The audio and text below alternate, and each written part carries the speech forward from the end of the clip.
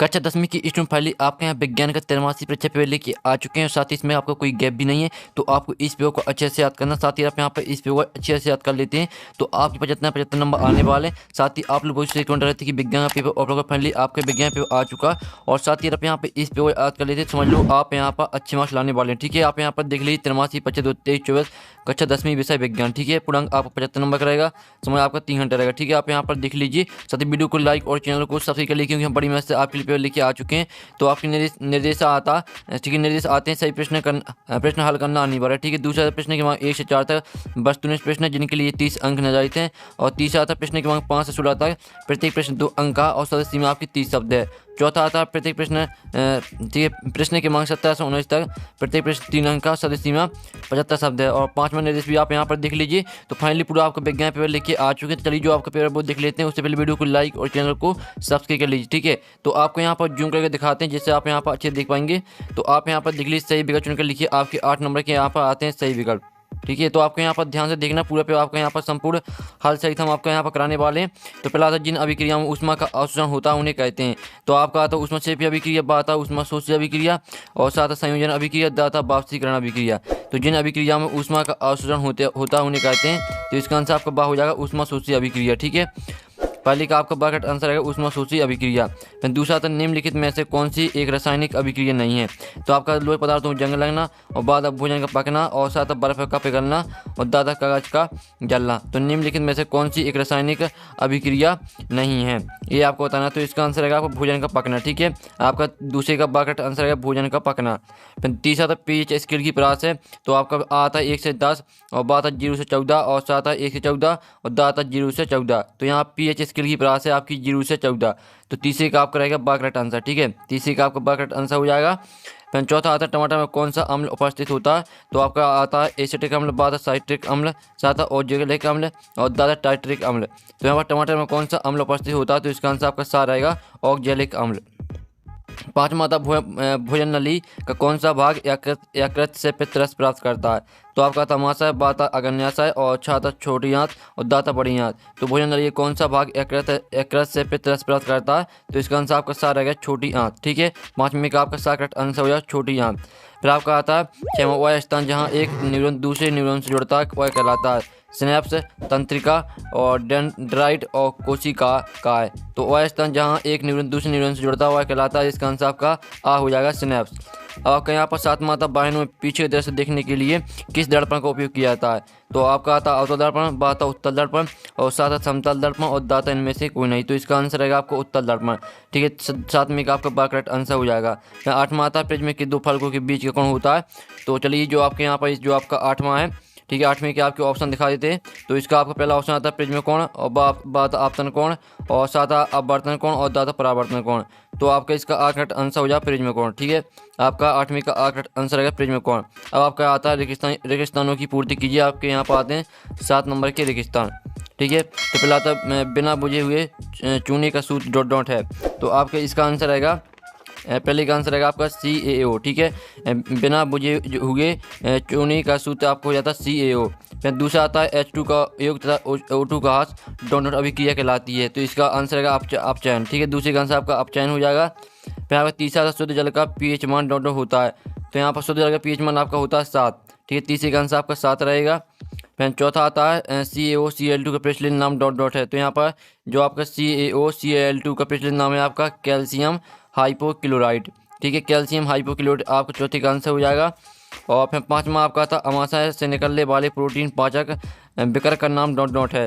तो पांचवें का आंसर आपका रहेगा यहाँ पर पेप्सिन। ठीक है, पांचवें का आंसर पेप्सिन हो जाएगा। फिर जो आपका छठवां आता है तंत्र की प्रमुख इकाई डॉट डॉट है। तो यहाँ पर तंत्र की प्रमुख इकाई आपकी है न्यूरॉन। ठीक है, छठवें का आंसर आपका न्यूरॉन हो जाएगा। और अब चलिए आपके यहाँ पर देख लेते हैं स्टूडेंट, सातवां प्रिज्म द्वारा डॉट डॉट रंग की प्रकाश किरण का विचलन सर्वाधिक होता है। तो इसमें आपका रहेगा बैगनी रंग। ठीक है, बैगनी रंग हो जाएगा सातवीं का आंसर। तो पहले का आंसर आपका यहाँ पर CaO, ठीक है, आपको यहाँ पर दिखा देते हैं बिना बुझे हुए चूने का सूत्र आपका CaO, ठीक है, अच्छे से याद कर लीजिए। और H2 का योग तथा O2 का हास्य अपचयन अभिक्रिया कहलाती है और शुद्ध जल का pH मान आपका 7 होता है। CaOCl2 का प्रश्न नाम आपको हो जाएगा कैल्शियम हाइपोक्लोराइड। और अमाशय से निकलने वाले प्रोटीन पाचक विकर का नाम आपका हो जाएगा पेप्सिन। और तंत्र की प्रमुख इकाई आपकी न्यूरॉन। और प्रिज्म द्वारा बैगनी रंग, ठीक है, बैगनी रंग की प्रकाश किरण का विचलन सर्वाधिक होता है। तो इस तरह से आपके यहाँ पर हो जाते हैं रेगिस्तान। अब आपके यहाँ आती हैं सहयोगी योगी 8 नंबर की आती हैं स्तंभ आवभाव में आपकी दी सहयोगी पहले आती है नेत्र रोग। तो इसे मैच करना आपको धुंधला दिखना। और टिंडल प्रभाव आपका हो जाएगा घने जंगल के बीतान से सूर्य प्रकाश का गुजरना। और आकाश का नीला रंग यह हो जाएगा प्रकीर्णन। और तारों का टिमटिमाना, तो इसे आपको वायुमंडलीय अपवर्तन से मैच करना है। और स्पेक्ट्रम इसे मैच करना आपको यहाँ पर देख लीजिए इंद्रधनुष से। और 6 में आते हैं उत्तर लेंस, तो इसे मैच करना आप यहाँ पर देख लेते हैं बीच में मोटा तथा किनारों पर पतला। ठीक है, आप यहाँ पर देख लीजिए अच्छी तरह से। और फिर आपके यहाँ पर आती है एक जो आपके यहाँ पर 6वीं हो चुकी है, एक सरल रेखीय पथ। ठीक है, तो एक सरल रेखीय पथ आपकी हो जाएगी प्रकाश किरण।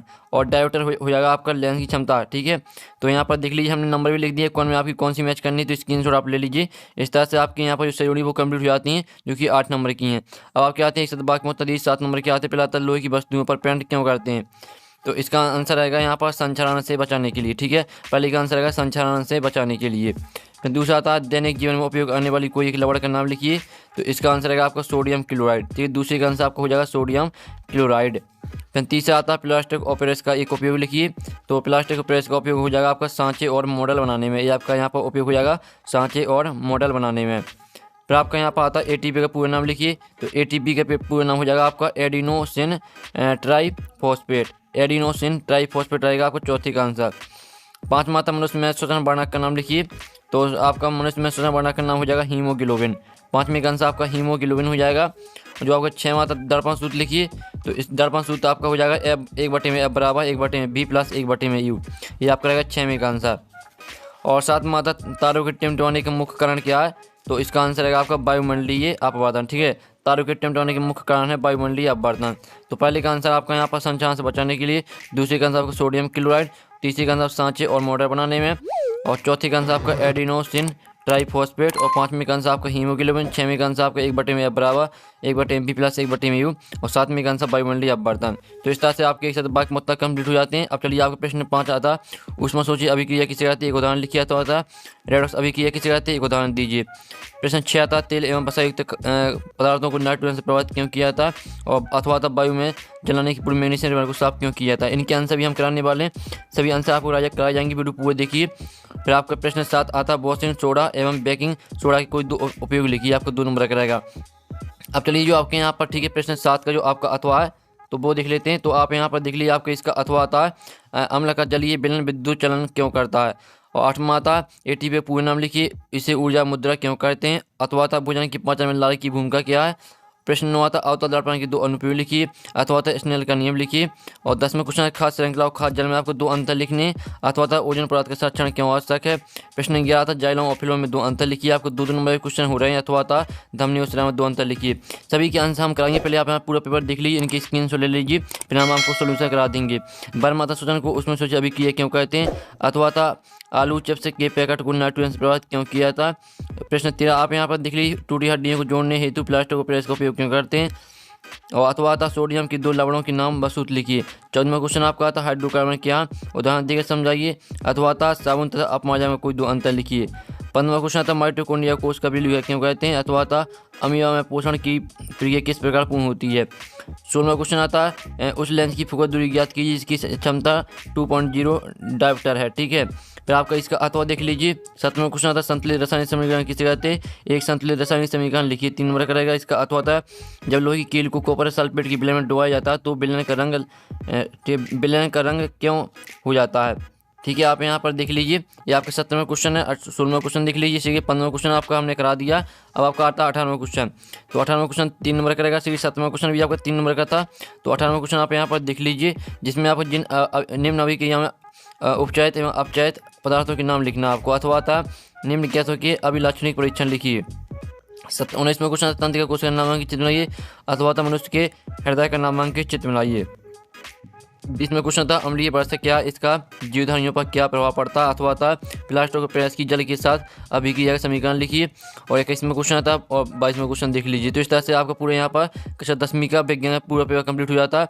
और साथ ही जो इसका सोल्यूशन है वो मिल जाएगा आपको टेलीग्राम ग्रुप में, नहीं तो आपका ठीक है टेलीग्राम ग्रुप में आपको इसका पूरा सोल्यूशन मिल जाएगा। और टेलीग्राम ग्रुप की लिंक वीडियो के डिस्क्रिप्शन दी रखी है, तो जाइए आप यहाँ पर और टेलीग्राम ग्रुप ज्वाइन कर लीजिए। आपको टेलीग्राम ग्रुप में पूरी पेपर का सोल्यूशन मिल जाएगा। तो हम यहाँ पर नेक्स्ट वीडियो में टेकिंग बाय बाय।